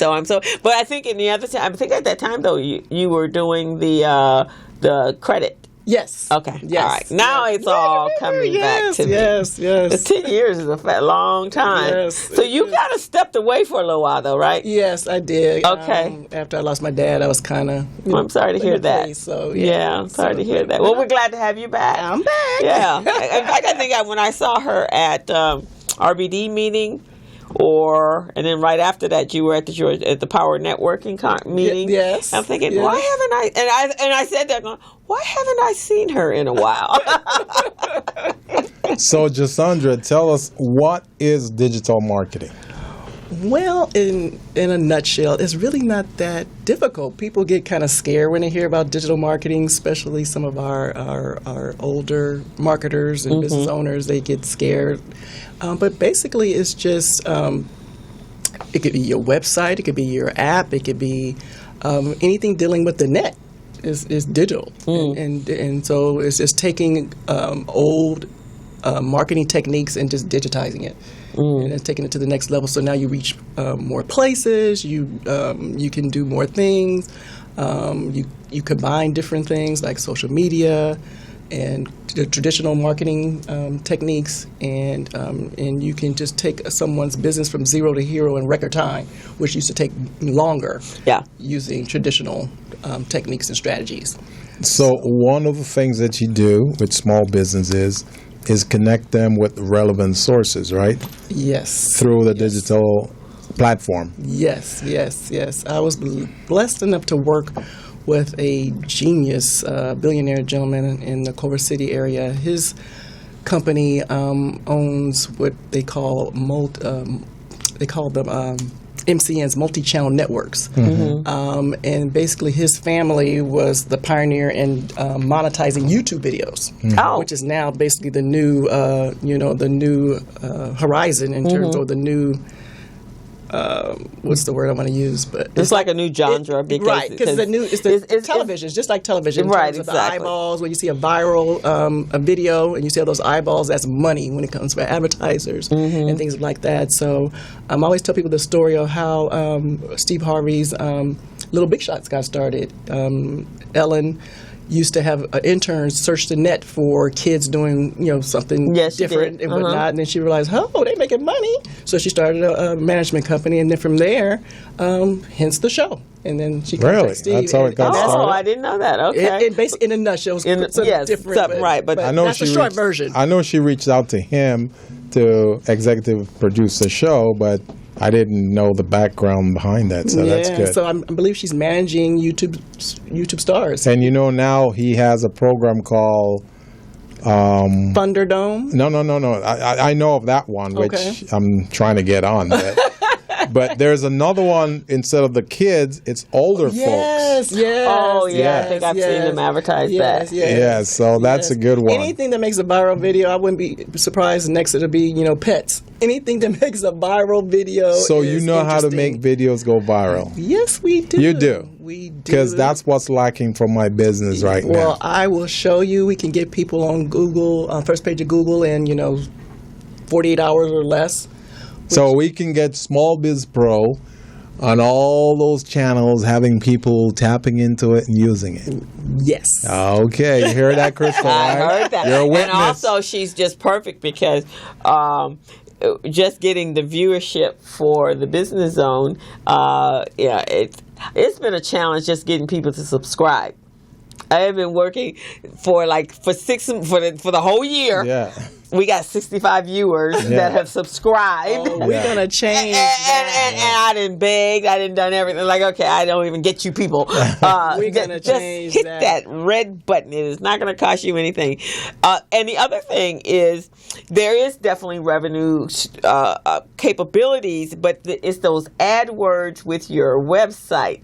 Those keywords. Yeah, and it's like, okay, I don't know I don't know how to do this part, man. I think I'm pretty resourceful, but that one's got me stumped. Yeah, my partner, Courtney Curry, shout out to Courtney Curry. Hey, Courtney. He is a genius when it comes to keyword marketing. Yeah, Okay. he's excellent. And I also, depending on how big the project is, I'll definitely branch out and cross-pollinate with other marketers that I know in the field that have a special technique or skill set that maybe we don't have. I'd rather have 50% of a project, a big project. It can even be a small project and do it well than have 100% of the project because someone gave it to me and not do well and then don't get a referral. Right, you know exactly. what I mean? And then affect my name. So I'm always locking arms with companies and depending on the project that we're working on. That's fantastic because the digital market, flyers work, but it's that constant in people's face that really gets it, and especially for our community, we connect really well with visual as a people, but most of our businesses, just like Greg said, I mean he does a very good job with Facebook. Yes. And that's really the platform that I see him on and that I'm on most, and YouTube, but it can take your business from here to here just by making sure you're putting out and the right content in order to engage the people. That's so funny that you mentioned that because video marketing is it. And some people you may talk to, well, I'm not on Facebook, and Facebook is amazing. Don't get me wrong; it has 1 billion plus users. Facebook 2 billion yesterday. I got an email that told me 2 billion. 2 billion. People, and Wow. thanked me for being part of the 2 billion. If you don't like Facebook, you better learn to like Facebook. It is one, but there's other techniques and strategies that you can involve a video. I'm blessed to have an awesome video setup in studio at my office, and our movement and our campaign is to help small and medium-sized businesses get in the game in terms of digital marketing using video at an affordable price. Okay. And because all these different technologies out there that's amazing, that's created different techniques and solutions that now can be affordable using cloud-based programs and softwares and things of that nature. Now we can offer things that usually we couldn't even get involved with because it was out of our budget. Now we can do now, and that is our focus. I know I make some of my competitors angry that sometimes our prices are a little bit too low, but I don't think it's too low, and there's enough money for everyone to make. I just want our small business to get in the game and just sample it, and once they sample it, they don't get afraid, and then they can afford some other things that are out there. Now, where's your office located? It is located in what is coined Silicon Beach. It's in Playa Vista. Silicon Beach. Yes. We all remember when we used to see LMU from Jefferson. Yes. There's a lot of building out there, but actually it's awesome. Google's out there, Tom Shoes, a lot of the major Google digital players are out there. I call them googly companies. companies. And my office is a googly office. It's dedicated to tech. And so I always like to bring youth down there, and so they can see it, so they can get inspired. It's a beautiful, beautiful, beautiful Oh, office. maybe we could bring the kids there for a little field. We need another field trip, I think. Yeah, Bring them on. Yeah, we were Yes, I would trying love to that. figure out where we wanted to take them on a second field trip. Yeah. Let me check with the staff there and see if we still have that we still have that space open. Oh, I would love that. I would love that. That'd be fantastic. The video part, because I know I've bought, and I don't know about you, but on Facebook, I've bought quite a few things that I saw a video on Facebook. Yeah. And I'm thinking, wow, that's revolutionary. I got to have that. But just some of the, Facebook has a pro and a con, but there's been some pretty interesting things that I've run across on Facebook. I usually do on Sunday. That's my downtime. So Sunday morning when I wake up, I kind of go through Facebook. I have another app that I use called Flipboard, and especially if I have any networking events coming up, that's how I stay current with the things that I need to have, that I can have a conversation with people. So I utilize all of those for that benefit. The beauty of technology, there's so many other ways to distribute video. You can do it via text, you can do it via email, And so the fortune is in the list. It's getting your email list together, getting those phone numbers, and there's great ways that we can make some really affordable commercials for our clients, so they can market their clients via texting as well as emailing. So we can do it for a really affordable price, and it's really a great way to get started. That's good. In fact, I used for the nonprofit that I'm on their board, the tennis program that I'm involved with, Pete Brown junior tennis program. We actually created a crowdfund to take their kids to Baltimore for the centennial of the ATA. Okay. And we raised $27,000. Wow! And we did it on one of the crowdfunding platform. But we had like 4 or 5 of us. I maintained and managed the social media aspect of it. And every time one of the kids did something spectacular out there, we used that, and then somebody else would come back and donate $100, $25 to whatever it was. So we raised $27,000. So we're taking them at the end of the month. Wow. 13 kids and 4 chaperones. Wow. Yeah. Wow. So and that's the other area. You know, we're always talking about wanting money. Crowdfunding, if you do it right and you do it with that digital marketing piece to it, and you get someone's attention, a publicist, and they get it to the news or on one of the news channels or newspapers, there's your money for your business right there. That's right. That's why digital marketing is so important. It's all about engaging with the client and the customer, getting their attention. We have another flagship product that we have. It's called DigiBuddy. And what it is either an animated character or spokesperson, or we have actual live, human spokesperson. Oh, I like that. And we enhance websites, and they'll pop up and they'll talk, and we can give them any script that we need that for RBD. That would be great, right? That's happening. And small business as well. We're gonna make some DigiBuddies for you guys. Okay. But they're great, and we even have one of our favorites. It's called the Exit Buddy, and so when you go to click off the website, it'll pop up, hey, before you go, and you can offer another. Oh, really? Oh, I like that. That's nice. And we even created our latest line. It's called Urban Buddies. Okay. So we have urban buddies that look like we do, and we have them for being a former hair salon owner, I knew that market, and I knew how powerful it was. So we created some urban buddies. So we have some also for the cannabis. So you heard me right. Oh, listen, my partner went to a workshop, 3-day workshop. That's huge. Yeah. So we're on the DL working on that project. Well, we might want you part of because I'm working on the piece where we can be part of the compliance. Because compliance is huge. Yes. So we're talking about putting together a compliance team. Okay. And then my contact is right all up there with all the political people and making it. And so she has a group called Think and Grow Lab. Wow. And it's an accelerator. Okay. And so I just talked to her today. I was at a meeting today, a town hall meeting, and we had an after meeting. And so I put down all of the things that we could do. Oh, that's so it's fun. So we'll have them come in from all angles. Yes. Sounds good. Gilbert's excited. He was excited when I told him when I came because that's a revolutionary platform, right? Wow. So last week on our show we had Ken Williams, who is the school director of University College of Beauty. Oh, okay. And so one of the things we want to talk to him, the beauty industry is that industry that is like $900 billion, right? And we don't have much of it, right? So I was telling him we need to teach.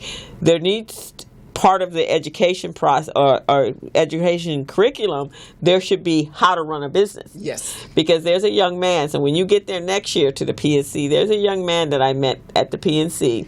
He's in the beauty industry, and he's a professor in a beauty school as well. Wow. He got tired of being mistreated and disrespected by the beauty supply stores that he would go in, people of Asian descent. Right. And so he created this one day strike, and over the last 4 or 5 years he now owns 92 beauty supply stores. Wow. I think I heard about him at GLAC. like you Game may have. Changers. I guess Yeah. a hedge fund is working with him to take his situation to the next level. Right. So that's an area that so I've been talking to some. I went to Nappy Wood to the conference there.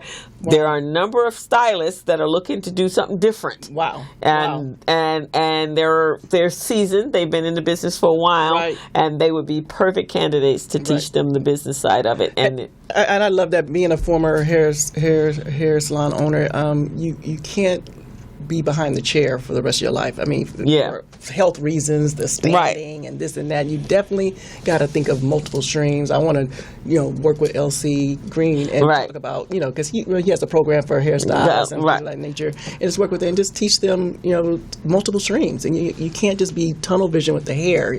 You can't be behind this chair forever. No. I saw one of my old family friends back in the South. I mean, literally until she was 70, she was on a chair. There's a lady. There's my sister's cousin, Virgie. Virgie's 94 years old, and she's still behind the chair. She is not giving up her business.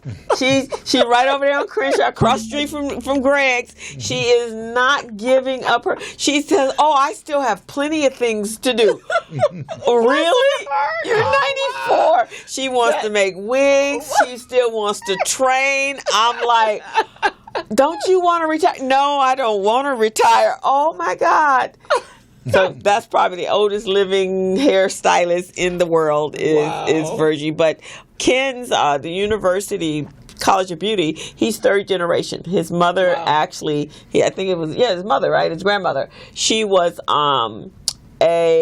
she couldn't even, they wouldn't even allow her to go to the school when she went in 1929 or 1930. And so somebody else she knew that was white, they could go to the class, and they came home and told her, and then she passed the boards, top of the class. Wow. Didn't sit in the classroom at all, and that was the beginning of the university. That's a story. And then the grandfather, and then his father, and then now so they're third generation beauty school directors. That's an awesome story. So we want to get together with him because he really needs help and see if we can do it, and especially the business acumen is very, very important, because that industry right there, that's some money and some revolutionary, and they need that digital part of that business to help them grow, so they're not relying on just that one stream. Right. Yeah. And I hate to sound so redundant, keep on talking about digital, but don't take it from me. I mean, go get the latest issue of Forbes magazine. I mean, right on the cover, you see Weekend the Singer, and they're talking about streaming. Well, didn't is it Tyson? That he released his last album online. Was that Tyson? Yeah, Tyson. Prince used to do that. Yeah, what he did was that was that song where the breakup song. He felt like a fool because he did whatever he did to the woman that he's married to now. But he had a party in his backyard, and when he had that party, he did it all online, and he released each song with a story behind the song. And after the song would be released, then he'd come back, and all his friends were around him, and they were being filmed in his backyard, because he had like a restaurant in his backyard. And then they said, in this song came about because, and then he'd tell the backstory, and then he says, okay, now for the next song, and then he'd do that, and that's how he dropped his album. Wow, that's amazing. That's amazing. And sold. I mean, because people buying it, and because there's a story, they're connecting with the story. Yes. Let's go ahead and take our final break, and then we'll be right back, because this story is excellent that I'm hearing. And so let's take a break. This is a Business Zone. All right. See you in a minute. Hello. Meet Larry. Larry is a general contractor. Larry is very good at his craft, but Larry has a very tough time managing his paperwork because he is busy taking care of his clients' needs. Larry just cannot find his important business documents when needed. Larry is also being passed over for bid opportunities from prime contractors because he is perceived as not ready. He doesn't know where his business license, certifications, insurance, and other key corporate documents are located most of the time. Lucy owns an auto body and collision repair shop, and has been using a business management and procurement assistance program called Small Biz Pro to keep her business organized, business ready, contract ready, and bank loan ready. Small Biz Pro is a 3-in-1 cloud-based business management, procurement, and market research assistance system designed to help businesses become business ready, contract ready, and bank loan ready. It also provides back-office operation solutions for small businesses. Lucy is able to stay ahead of her competitors because she uses Small Biz Pro to manage her business daily. Lucy just clicks on Small Biz Pro from her tablet, mobile phone, laptop, or any internet-accessible device for data retrieval, and she's got it. Lucy introduces Larry to Small Biz Pro, and now Larry is more organized and can now find all of his documents and new bid opportunities in seconds. Larry now saves $120 in labor costs for each missing or misplaced document. Just simply go to your web browser and log into smallbizpro.net and register today for a limited 30-day free trial offer. Services start as low as $1 per day. Let's put the competition out of business. Small Biz Pro. If you stay ready, you don't need to get ready. Register now at smallbizpro.net and begin saving money. Email info@smallbizpro.net or call 626-533-1186. Welcome back to the Business Zone. This is Crystal and Gilbert Buchanan, the small business paramedic, and we're learning so much about digital marketing today. I'm just hearing cloud 9 right now. I'm just going, wow. This is Yeah, and we got such an amazing person here telling us about it. So what is the pay it forward part?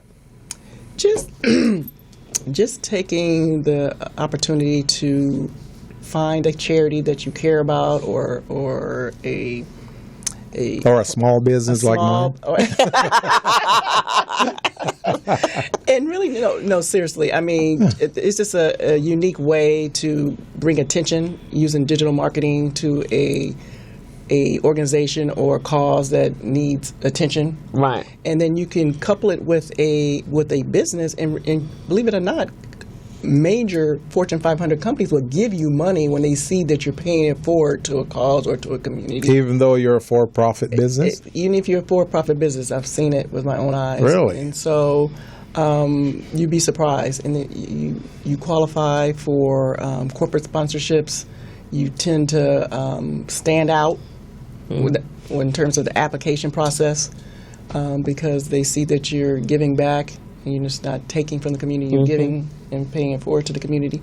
So that's the pay it forward twist. To everything I do, I try to add that to it. It works. I'm a firm believer of law of attraction and positive intent and being intentional. And that's the pay it forward twist that I use in everything I do, and it is working. I mean, this year has been phenomenal. I had PNC on my vision board. I've had Recycling Black Dollars on my vision board, and all this stuff is coming to life that I'm going to be actually a part of. Oh, fantastic. Taking things to the next level. So, did you have the Business Zone on your vision board? Well, if she had RBD, then they're kind of compatible. They go together. Now, do you teach classes in digital marketing? Well, we're getting ready to start that. Actually, I just partnered up with an awesome sister. She has a beautiful office in Inglewood, because we all know what's going on in Inglewood, lots of activity, and to be able to tap into some things, it's nice to have an office in Inglewood or a viable address. But I didn't want to have an address. I wanted to have an actual office, right? And so we can do trainings and things of that nature. And so yes, we get ready to do some classes, not only for the young, but the young in heart. Okay. Because lately I've been with certain clients that have been referred to me. Some of we call them cyber silvers, wannabes.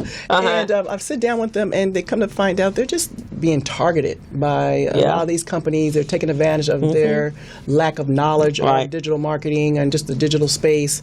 And so now my heart is even pulling towards helping them as well as the youth close that digital divide. So we're going to start doing classes for our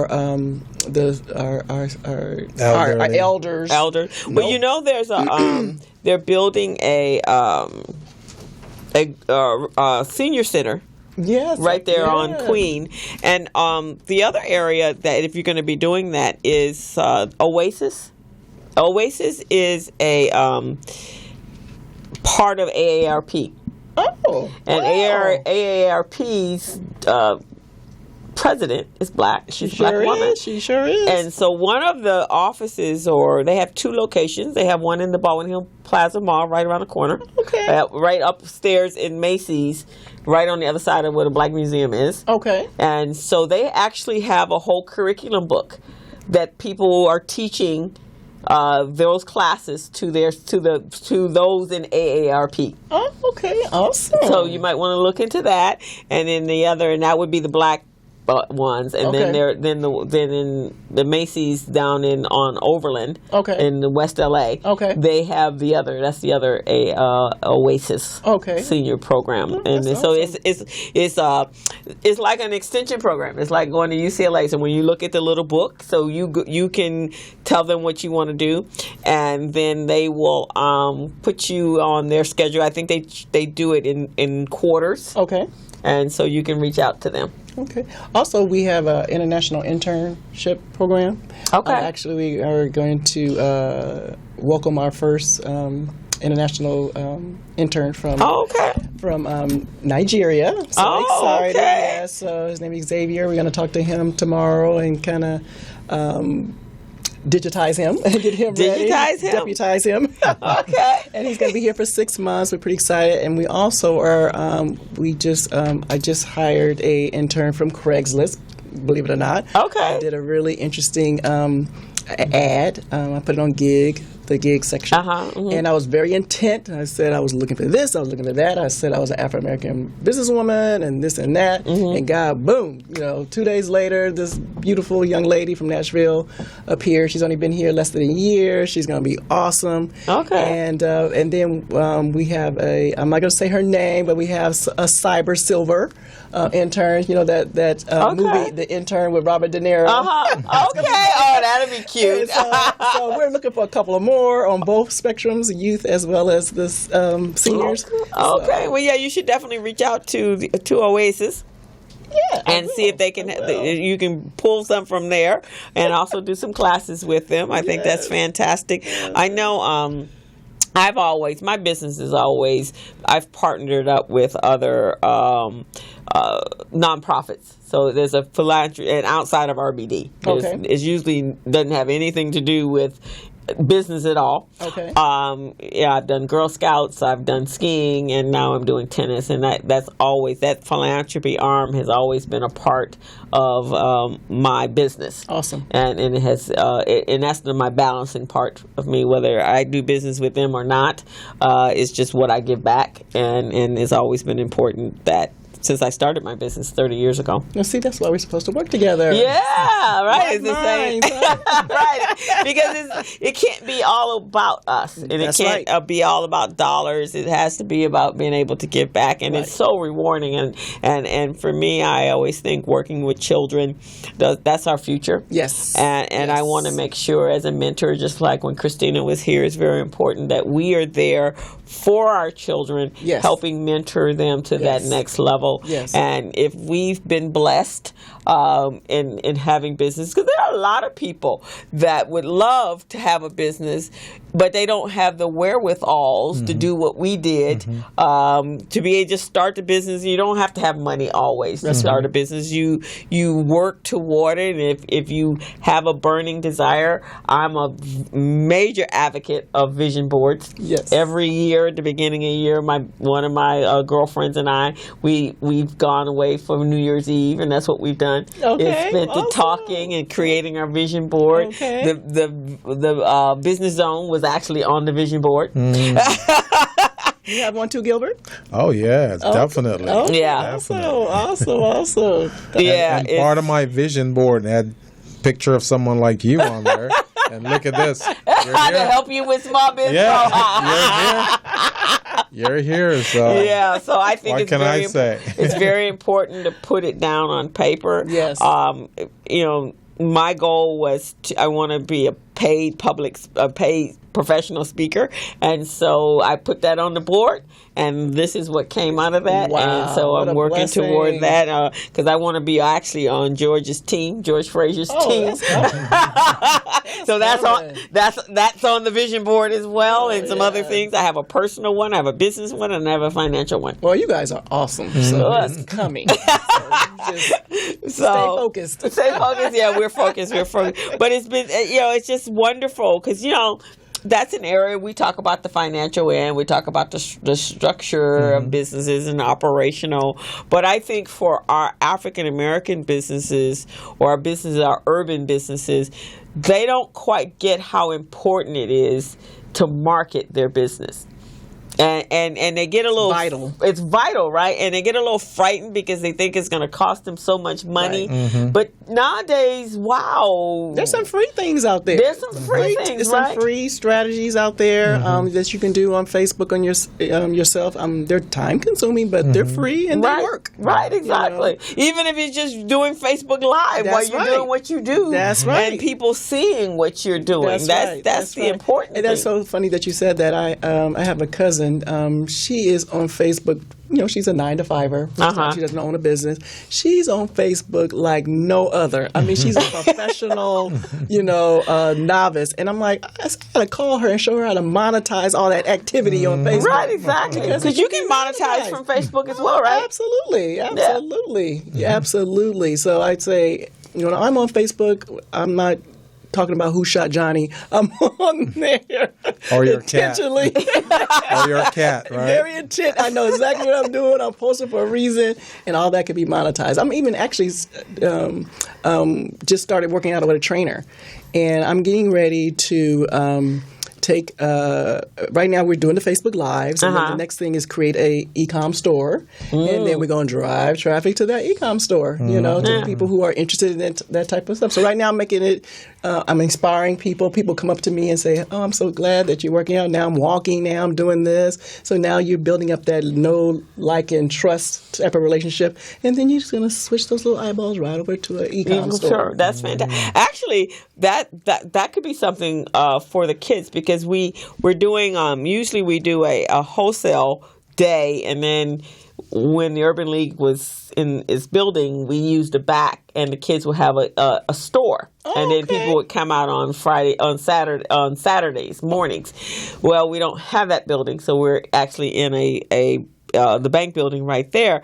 So one of the things I was suggesting is that we do, because you can do e-commerce, we can create a page for the Biz Camp, right? And then we can create links for selling product. Right, we can do drop shipping. It's a technique where you don't house any product or anything. You will get product from a you ordered from the warehouse, right? And they'll send it for you in your name. Okay. And so you never have to touch the product. You just you'll buy it at a lower price, you sell it at a higher price, and you keep the difference. And okay, because we were going to take them. Well, we're going to take them on a wholesale buying trip down to the downtown. No, you don't want to do that because then they have to house it. They don't have to do it. Let me teach them drop shipping. Oh well, we have you come in because we were trying to figure out, because we want to get that component of pricing and packaging and that kind of stuff. I mean, we can down the line they could get into private labeling and stuff like that. But let's make some money with the drop shipping. And then now they have a budget. They have a kitty. Now they can go actually buy. Yeah, because we give them a $25 kitty, and then they get to go. So yeah, we will talk after the show, because that's the component we want to do for the camp during the camp. Okay, awesome. Is to teach them how to do that, and that's what we've done in the past, is to have the in-person store, but we're not going to have we don't have the facilities to do that. Okay. And so we got to use the people that we have, which is the Urban League employees and the board, and the American Airlines board. But they're going to be all virtual people. So, and that's what I suggested. We do it on Facebook. Okay. Now, can you monetize on Instagram and Twitter and all the social media? All the social media. So you guys hear that? You can actually sell your products on your Facebook page or your Instagram page, and there you go. Money happening while you sleep. Yes, Facebook That's even how it has works. a store platform now. Yeah, I saw that. I think on RBD's social, I have that access, and then I have another group that I created, and I think we have that. Google has a platform people don't know about. Oh, really? I didn't know about that. They have it. So I'd like to know more about how Google works, because I have a Google Plus and I use all the other extensions, and I've used it for apps for business productivity. Okay. But I don't know how it works where I can utilize it, like to help promote of the business I'll zone. show you. Isn't she wonderful? Gilbert saw it when you were at the seminar last. He's like, we got to do something with her. I don't know what we got to do with. We got to do something with her. I know talent when I see it. You know? He When I was see like, talent. can we just bring her on as part of our team? I said, well, do we know what she does? He goes, that don't matter. I know she gonna be good. That's right. So there you have it. So Thank David, you. when I told him, I said, when I called him my Monday, I said, guess who's gonna be on the show on Friday? He goes, who? I said, you're gonna be very excited. We got Joshandra coming. He goes, really? Hey, you know what I say when I teach my classes? You got to make your clients fall in love with you. Well, it was the reverse. You made me fall in love with you. So. He was like so There you excited go. because That class was amazing. I've been telling everybody I know. Ironically, the personality profile that we did, I did that for the intern. Yeah. Oh, did you? 3 days later, How and was it it? worked like a charm. Like a charm. See? Okay. I told Yes, you. I loved it. told I you. will be using it from here on out. Yeah, in fact, that's what he just said. Something you just said we're going to use. Oh, for his client. Oh, yeah. Yeah. Use it So what before- were you? Remind me of the, I was controller, persuader, analyzer, and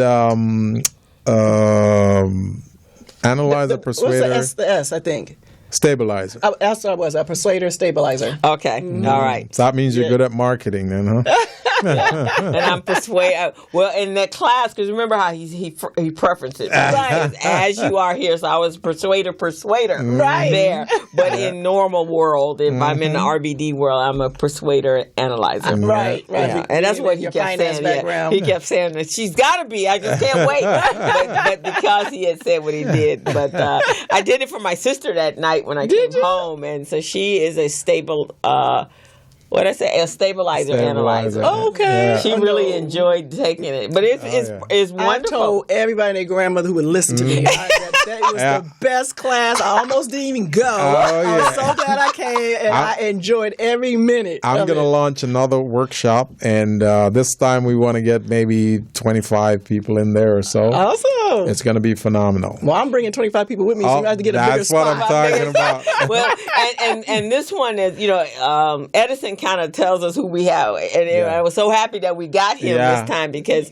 that's it's the EDGE program. Yeah. So as a conduit to getting our funding, we host those classes, and they're EDGE program classes, but he's one of the EDGE trainers, Instructor, and so yeah. he's doing the next one will be by someone else. I can't remember who his person, but so you'll see that program in it's different topics. Oh, okay. So you'll see the next one will be different people, Okay. a different person in the next. You mean next month it's going to be somebody else? Yeah. What? Yeah. I know. It's going to be somebody else. But we're going to work on getting Gilbert to do a whole series for Yeah, us. we're going to work on getting that. No, you're not certified, are you?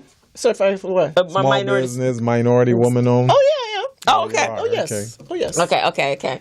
Because we're going to do some classes. LBE and a Oh, couple okay, other yeah, so- certifications, yeah. Okay. We're good. just gonna bring you on the team, and then you don't have to worry about when That's he's what gonna I'm be talking teaching about. next. You can be right there with him. So there you have it. I'm here listening to you, and in my mind, I'm already figuring out, okay, this project, Crystal on this project, Joshandra on that project, Cammy on the project. Cammy. Cammy on the Right. I got all her. three of you guys. It's a 4-person team It's right here. Gilbert and his Charlie's Angels. That's what I'm talking Gilbert's about. Angels. That's what I'm talking about. So, because here's what I'm thinking. With what you do, the digital marketing, I'm going to put that in a proposal right now. I'm going to pitch it to some folks. And also for my Vegas trip. Oh, I See what like I'm saying? Vegas. Oh yeah. Because he's got a contract in Vegas with preparing cool. the business owners. Cool. So, I want to do the bookkeeping piece and I want to do the digital marketing piece. Awesome. So That would be fantastic. just want to let you guys know that. So the brain is always thinking. And then we're gonna be the compliance team for the cannabis That's what I'm coalition talking about. there going on. We gonna be like the dream team. That's what I'm talking about. Dream team is on the road. That's what I'm talking about. So right now we got about 2.5 minutes to go before we call it quits tonight. already? I know. So we want to just wrap up something, reiterate how our listeners or entrepreneurs can get a reach hold out of to you.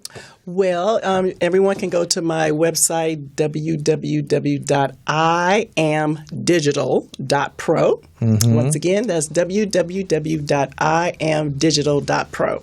Beautiful. And you can just email us. The phone number's there. You can call us, and we would love to sit down with you. We do a free consultation, and we will digitize you to the next level of business. So we're meeting after this, right? After the show is over, right? Yeah, well, we got to definitely meet with Calvin. Yeah. Oh, we're meeting Calvin today? Yeah. I thought we were meeting with you. No offense, Calvin. But